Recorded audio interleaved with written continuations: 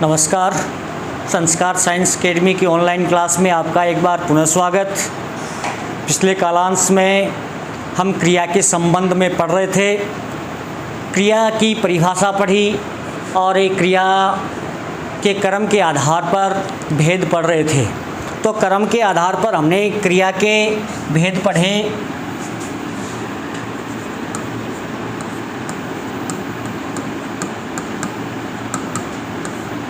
क्रिया कर्म के आधार पर क्रिया हमने पढ़ा। कर्म के आधार पर क्रिया के दो प्रकार,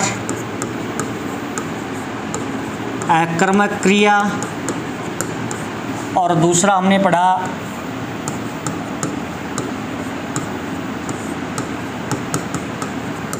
सकर्मक क्रिया। अकर्मक क्रिया में हमने पढ़ा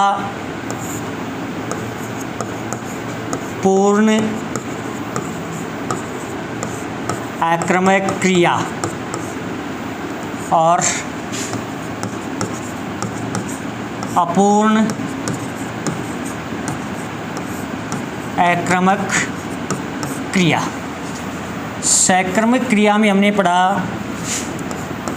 एक कार्मक क्रिया, दूसरा द्विकार्मक क्रिया। यहाँ तक हमने पढ़ा था कर्म के आधार पर क्रिया, अकर्मक क्रिया। अकर्मक क्रिया के संबंध में हमने पढ़ा कि जहाँ जिन वाक्यों में कर्म नहीं होता और क्रिया का व्यापार का फल कर्ता पर ही पड़ता है, वे अकर्मक क्रियाएं होती हैं। यानी जिन वाक्यों में कर्म नहीं होता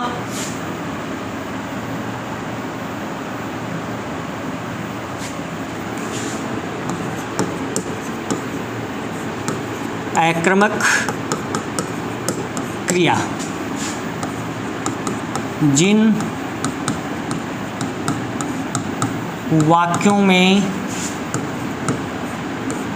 कर्म नहीं होता, यानी ऐसे जो वाक्य होते हैं उनमें कर्म नहीं होता है और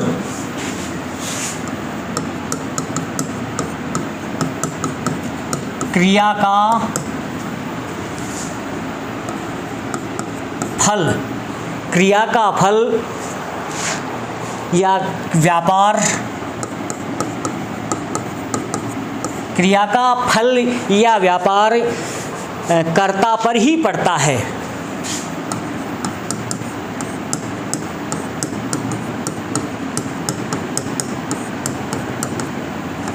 वे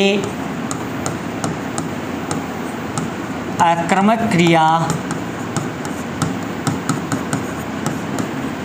होती हैं। यानी जिन क्रियाओं में या जिन वाक्यों में कर्म नहीं होता और क्रिया के व्यापार का फल कर्ता पर ही पड़ता है, वे अकर्मक क्रिया होती है। जैसे शीला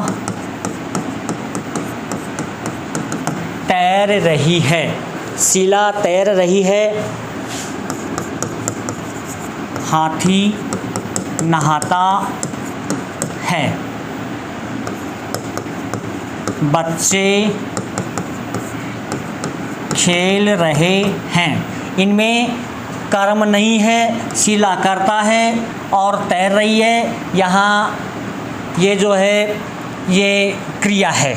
हाथी नहाता है, हाथी करता है, नहाता है क्रिया है, बच्चे खेल रहे हैं क्रिया है। तो इन वाक्यों में कर्म नहीं होता और जो क्रिया का फल है वो सीधा का सीधा कर्ता पर ही पड़ता है। ऐसे वाक्यों को जानने के लिए कि कौन सी क्रिया आक्रमक है और कौन सी क्रिया सकर्मक है, इनको जानने के लिए हमें क्या करना पड़ता है कि वाक्यों में क्या लगाकर प्रश्न किया जाता है। यदि क्या का कोई काल्पनिक उत्तर आता है, क्या का कोई काल्पनिक उत्तर आता है तो वहाँ सकर्मक क्रिया होगी, और यदि क्या का कोई काल्पनिक उत्तर नहीं आता है तो वहाँ अकर्मक क्रिया होगी। अब अकर्मक क्रिया में हमने पढ़ा पूर्ण और अपूर्ण। देखिए पूर्ण आक्रमक क्रिया यानी ये जो पूर्ण अकर्मक क्रिया होती है इसमें कर्म होता ही नहीं, इसमें कर्म नहीं होता है तथा ये बिना कर्म के ही होती है। और एक होती है अपूर्ण अकर्मक, अपूर्ण अकर्मक, कर्म इसमें भी नहीं होता परंतु कर्म होने का भ्रम होता है, कर्म इसमें भी नहीं होता, यानी अकर्मक क्रिया में कर्म होता ही नहीं परंतु इसमें कर्म होने का भय रहता है। तो अकर्मक और सकर्मक की पहचान हम कैसे करें? क्रिया के साथ क्या या किसे लगाकर देखें, यदि कोई उत्तर नहीं मिले तो क्रिया अकर्मक होगी और यदि कोई उत्तर मिले तो क्रिया सकर्मक होगी। जैसे महेश खेल रहा है, दूसरा वाक्य हम लिखें महेश पुस्तक पढ़ता है। तो इसमें देखिए पहले वाक्य में देखें महेश खेल रहा है, इससे क्रिया से पहले हम क्या जोड़ें, क्या खेल रहा है, और यदि इसका काल्पनिक उत्तर आ रहा है तो क्या होगी? क्रिया आकर्मक, परंतु यहाँ क्या खेल रहा है इसका कोई काल्पनिक उत्तर नहीं आ रहा तो ये आकर्मक क्रिया है। यदि इसका काल्पनिक उत्तर आता तो ये सकर्मक क्रिया होती, परंतु इसका कोई काल्पनिक उत्तर नहीं आ रहा है इसलिए ये आकर्मक क्रिया है। इसी प्रकार से महेश पुस्तक पढ़ता है, यहाँ पढ़ता क्रिया है और इससे पहले हम क्या लगाएं? क्या पुस्तक पढ़ता है, सॉरी क्या पढ़ता है, तो क्या पढ़ता है इसका काल्पनिक उत्तर आ रहा है पुस्तक, इसका काल्पनिक उत्तर पुस्तक आ रहा है, इसलिए ये क्रिया का सकर्मक रूप है। ये क्रिया का कौन सा रूप है? सकर्मक रूप है। इसके आगे हम पूर्ण और अपूर्ण क्रिया की हमने चर्चा की, अब इसके आगे हम सकर्मक क्रिया के बारे में जानेंगे। देखिए सकर्मक क्रिया,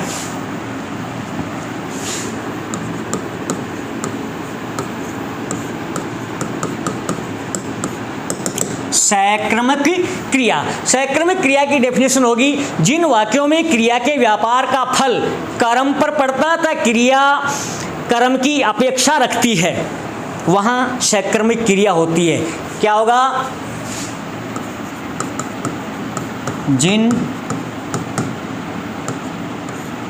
वाक्यों में क्रिया के व्यापार का फल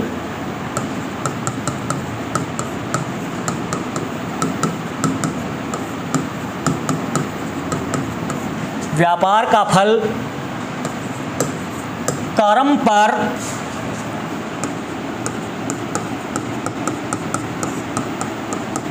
पड़ता है तथा क्रिया कर्म की अपेक्षा रखती है,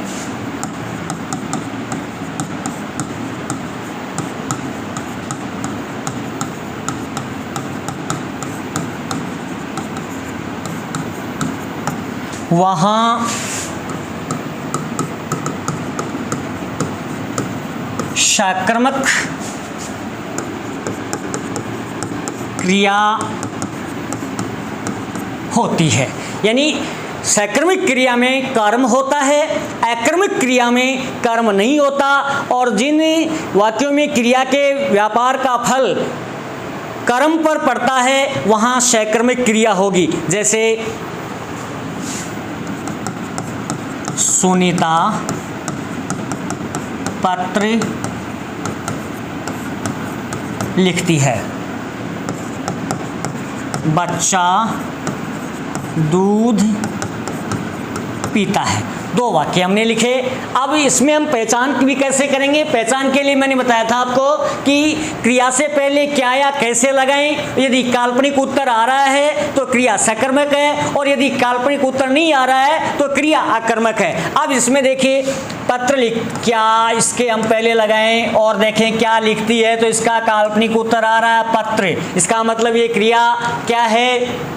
सकर्मक है। और इसका जो कर्म का फल है, क्रिया का फल है, वह कर्म पर पड़ता है। बच्चा दूध पीता है, क्या पीता है? इसका काल्पनिक उत्तर आया दूध। तो यहाँ कौन सी क्रिया होगी? सकर्मक क्रिया। आगे हम सकर्मक क्रिया के जो दो भेद हैं वो हमें आगे पढ़ेंगे, एक कर्मक क्रिया और सकर्मक क्रिया, जो नेक्स्ट कालांश में पढ़ेंगे। धन्यवाद।